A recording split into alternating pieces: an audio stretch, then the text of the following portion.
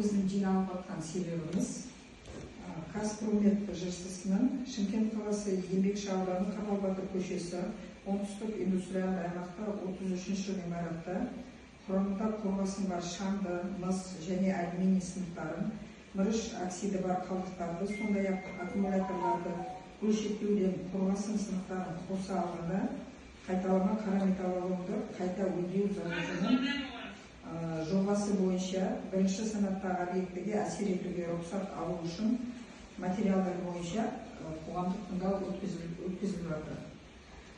Енді мен сіздерді қоғамдық тыңдау регламентімен таныстырайын. Қазір біріншіден қоғамдық тыңдау қатысушыларға тіркеу. Қазір барлықтарыңыз алдыңызға тіркеу парақшасы берілді. Сол жерге өздеріңіздің аты жөніңізді, жаңағы телефондарыңызды жазып қол қойып жіберіңіздер.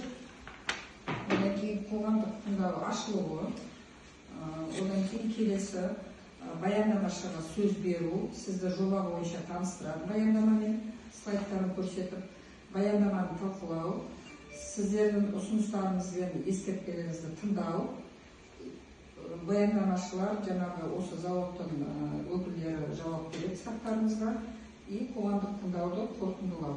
Осы регламент бойынша сұрақтарыңыз бар ма? Келісесіздер ма? Енді қоғамдық тыңдау өткізу ережелері бойынша осы жиналыстың төрайымы өзім боламын. Ермекбаева Гүлнар, енді хатшыны сайлап алу керек. Сәлеметсіздер ме? Менің есімім Ақсәуле, Қазгрант экопроект экологы боламын. Мені хатшы болуыма қарсы емессіздер ме? Қолдайсыздар ма? Сонымен қатар мен біздің қоғамдық тыңдауға қатысып жатқан кісілерді таныстырып жіберейін. Еңбекші ауданының әкімінің инспекторы Құрманбаева Рауза и Шымкент қаласы экология департаментінің бөлім басшысы Тұңғатарова Баян. Онда қоғамдық тыңдау ашық деп жариялаймын. Сөз баяндамашыға беріледі. Бізде тапсырыс беруші Қазпромет жауапкершілігі шектеулі серіктестігі. Жалпы жобаның мақсатын келетін болсақ, бізде қорғасын құрамындағы шаңды, мыс және алюминий сынықтардың құрамындағы мырыш оксиді бар қалдықтарды, сондай-ақ аккумулятор бөлшектеу кезеңінде алынатын қорғасын сынықтарын қоса алғанда екінші реттік қара металл сынықтарын қайта өңдеу зауыты Шымкент қаласы еңбекші ауданы Қапалбатыр көшесі оңтүстік индустриалдық аймағы номер 33-ші ғимарат мекен-жайында орналасқан. Аталған аумаққа келетін болсақ, бізде зауыт аумағында 2025 жылғы зауыт аумағындағы шекараларға келетін болсақ, бірінші бізде солтүстік және шығыс жағынан индустриалдық аймақтың өндірістік нысандар аумақтарымен шектеседі. Екінші оңтүстік жағынан индустриалдық аймақтың ішкі автожолымен одан әрі 13 метр қашықтықта өндірістік нысан аумағымен шектеседі. Үшінші батыс жағынан индустриалдық аймақтың ішкі автожолымен одан әрі 20 метр қашықтықта өндірістік нысан аумағымен шектесіп отырады. Жалпы өндірістік нысан аумағының батыс бағыты шамамен 70 метр қашықтықта Тектум инженерлік жауапкершілігі шектеулі серіктестігінің өндірістік алаңы орналасқан. Ең жақын тұрғын үй аумағының учаскесі шығыс жағында 1600 метрді қамтиды. Ал ең жақын жер үсті нысанына келетін болса, Сайрасу өзені, ол нысанның солтүстік жағында 600 метрден астам қашықтықта алып жатыр. Нысан аумағы су қорғау аймағына кірмейді. Бөлінген жер учаскесінде жасыл желектер мен ағаш бұта өсімдіктері жоқ.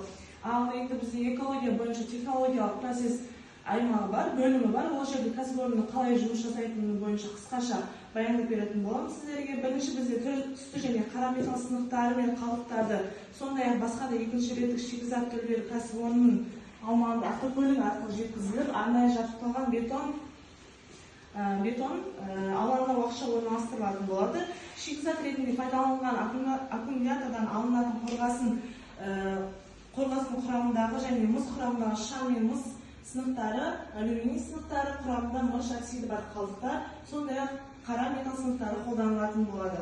Жалпы өндірістік процесс бізде келесі кезеңдерден қамтиды. Оның ішінде бірінші қара және түсті металл сынықтары мен қалдықтарды қабылдау, сұрыптау, шихтаны дайындау және аккумуляторды бөлшектеу және кесу, төртінші электролитті, яғни қышқылды жинау, бесінші қорғасын вибрациялық әдіспен бөліп алу, алтыншы қорғасын пластиналары киімге қайта өңдеуге дайындап қаптау болып есептелінеді. Жалпы қайта өңдеу кезеңінде алдымен оларды корпусы ашып, ішкі элементтерін аккумулятордан алынатын болады. Қорғасын пластиналары мен электролит қышқылы, яғни басқа бөліктерінен бөлінетін болады. Содан кейін вибрациялық қондырғының көмегімен қорғасын пластиналары және аккумулятор корпусынан басқа элементтер ажыратылады. Алынған қорғасын жиналып, кейін балқытуға немесе қайта өңдеуге дайындалатын болады. Келесі кезек түсті және қара металл сынықтар мен қалдықтар балқыту пештеріне жіберіледі. Балқыту пештерінде қорғасынның құрамындағы металл құрамындағы шикізаттар, соның ішінде жаңа айтып өткенімдей аккумуляторды бөлшектеу, одан кейін қорғасын сынықтары, металл құрамындағы шамдар мен мыс сынықтары, мыс құрамындағы шам және алюминий сынықтары жататын болады. Және алынған таза қорғасын жаңа аккумулятор мен басқа да металл бұйымдарын өндіруге қайта пайдалануға жарамды болады. Бірінші кәсіпорынның өндірістік қуаттылығына келетін болсақ, жаңа тәулігіне 60 тонна, жылына 19.800 тоннаны, оның ішінде қорғасын тәулігіне 40 тонна, мырыш тәулігіне 10 тонна, алюминий тәулігіне 10 тонна және мыс өндіріс тәулігіне 20 тонна, қара металл тәулігіне 60 тоннаны құрайды. Пештер табиғи газбен жұмыс істейді. Пеш корпустары жоғары температура төзімді отқа төзімді қаптамамен жабдықталған және шығатын газдар мен шамды тазарту үшін жеңді үст сүзгілері бар шам ұстау жүйесі қарастырылған. Оның тазарту тиімділігі 99,9%-ға дейін жетеді. Және нысан қолданыстағы объект болып табылады. Қосымша құрылыс жұмыстары қарастырылмаған. Кәсіпорын пайдалану кезеңі 2026 мен 2035 жылдар аралығын құрайды. Және кәсіпорынның жұмыс режиміне келетін болсақ, тәулігіне 24 сағат, жылына 330 күндік қарастырғанбыз. Енді бізде экология бойынша атмосфералық ауа бөлімі бар. Ол жерде нысанның қоршаған орта ауасының негізгі әсері ластаушы заттардың атмосфералық ауаға шығаруымен байланыстырылған. Яғни негізінде құрылыс кезеңі және пайдалану кезеңі екі топқа бөлінеді. Бұл жерде бұл кәсіпорын пайдалану кезеңі болғандықтан, бірінші бізде қорғасын балқытуға арналған балқыту жаңағы роторлы пештер, одан кейін алюминий, мыс және мырышты балқытуға арналған балқыту пеші, қара металл, болатты құю процесі, шикізатты тиеу және түсіру кезеңінде қолданылатын автожүк тиегіш, қорғасын вибрациялық әдіспен бөліп алу, қышқылды жинау және тағы басқа шығарындылар көздері қарастырылған. Жалпы кәсіпорын аумағында 11 шығарындылар көзі анықталды, оның ішінде біреуі ұйымдастырылған, оны ұйымдастырылмаған болып есептелінеді. Жер үсті және жер беті және жер асты суларына келетін болсақ, жаңа айтып өткенімдей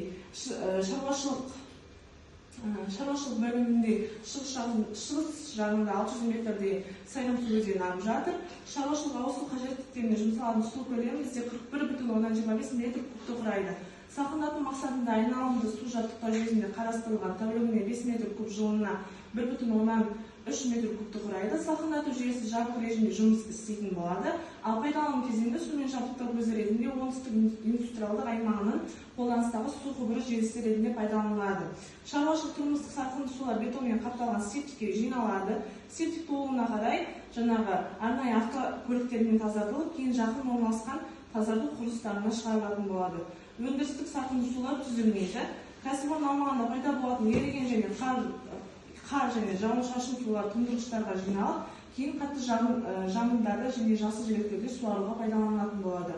Өндіріс және тұтыну қалдықтарымен келетін болсақ, бұл жерде тоже жаңа айтып өткенімдей пайдалану кезеңі қарастырылған. Өндірістік цехты пайдалану кезінде жұмысшылар саны 5 адамды құрайды. Қызметкерлердің тұрмыстық қызметінен түсілетін қатты тұрмыстық қалдықтардың көлемі және ғимараттардан жарықтандыру кезінде пайдаланылатын істен шыққан шамдар көлемі, сонымен қатар газдар тазарту сүзгілерінде түсірілетін шландар мен тұнбалардың көлемі жатады. Жалпы түсті және қара металлардың балқыту процесінде шлак түзілетін болады. Шлак құрылыс және жол құрылыс салаларында пайдаланылатын құр екінші реттік шикізат болып табылады. Шлактың жалпы түзілу көлемі 462 тоннаны құрайды. Оның ішінде түзілетін қалдықтар мамандырылған ұйыммен жасалған келісімшарт негізінде кәсіпорын аумағында шығарылып, кейіннен кәдеге жаратуға жіберілетін болады. Енді бізде өсімдіктер және жануарлар әлемі қарастырылған. Оның ішінде жасыл желектерді бұзу, мәжбүрлеп көшіру күтілмейді. Қызыл кітапқа енген жануарлар мен құстардың көбеюіне және ұя салу орындары жоқ. Осымен менің баяндамам аяқталды. Экология бойынша сұрақтарыңыз немесе ұсыныстарыңыз болса қосаңыздар болады. Сұрақтарыңыз бар ма? Бұл нысан бойынша бұрын екінші санаттағы объект үшін айтсам, бұрын экологиялық рұқсат алынған ба, алынбаған ба? Рұқсат алынған. Екінші категория алынған, енді қандай себептер? Бұл жерде производительность жоғарылап отыр.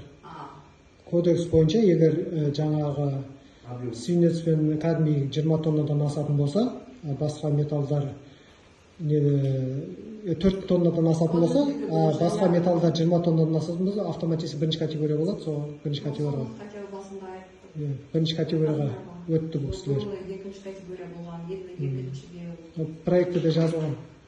проектіде жазылған.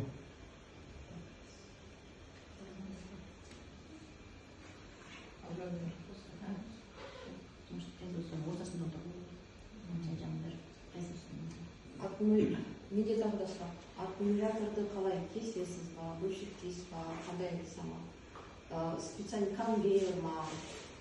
Или ашын площадкада былай бұзасыз ба? Бізде жалпы баста Бұл жерде аппарат қарастырылған ғой. Китайский аппарат бар. Сол жерде аккумуляторды кесіп, ішіндегі бөліп алып. мақсатымыз бізде қазіргі аккумулятор емес, тоже қазақмыстан жаңағы отход болады. Сол отходты біз сонымен жұмыс жасап отырмыз.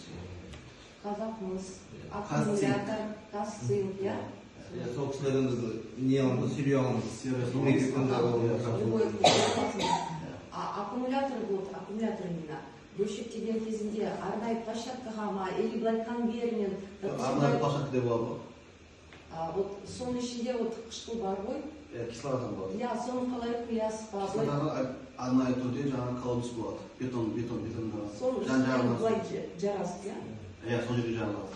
Оны кислота ол деген. Кислород шашыламайтындай несі бар, еміс болады. Салас па аккумуляторды? Иә, біртіндеп Атомный ограждение. Допустим, жылына қанша аккумулятор қабылдайсыз? Бізде енді жоспар бойынша аккумулятор емес, ар жағында жаңағы қазақмыс пен казтехнологиялық сервер жағы. Болашақта жоспар жобалар. Аккумулятор болашақта. Болашақта.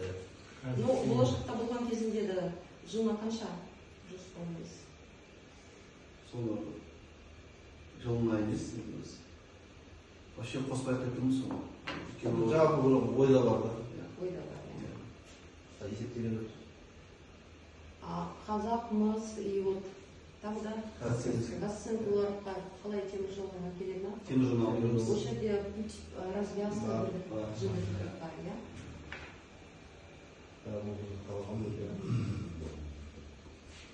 Тағы сұрақтарыңыз бар ма? Ұсыныстар, сұрақтар. Көп алған ұлы жолын айтады бұл кісілердің айтатын көп алған ұлы болады талып. Қазір яғни жер дайындық қойғанбыз, ағашынан таза болсын алып, ограждение бәрін, жағаласа бәрін істязып отыр. Тазалау қондырғылары қандай? Тек қана қолдауда жүреді. Фильтр бізде арнайы жасалған фильтр домик болады. Ол жерде ішінде арнайы фильтрдан өтетін бізде жаңағы фильтр болады. Рухани фильтр жаңағы бар. пештен шыққан жаңағы ауаға зиян заттар сол нең ішінде қалады. Фильтр домиктің ішінде қалады. Далында бұл пеш тұр ғой? Пеш, одан жағасыз. 6 пеш тұр. Сол 6 пештен бір труба шығады ма? Или бәрі бөлек-бөлек? Жоқ, 6 пештен сыртта екеу тұр. Ұзыннан екеу. Ол екеуінен екі жерден шығып тұр. Бірақ ең соңында барып, ол полигон сол жаңағы домикқа кіреді. Екі отдельный труба кіреді. Просто екі тест болады, иә? Екі домикқа кіреді. Барлығы сол домиктің системадан шығарды. Домиктің ішінде жаңағы экологияға зиян заттар сол ішінде қалады. Общий бәрі бір турбадан шығады ғой. Ең соңында через очистительное сооружение бір турбадан шығады. Раздельно или вместе обвязаны? Вместе. Отдельно келеді де бірге бір неге түседі. Оның ішінде қандай фильтр или Рукавный фильтр ғой же. тазалау өнімділігі қанша процент, қанша пайыз? 99,9. Сұрақтарыңыз бар ма басқа?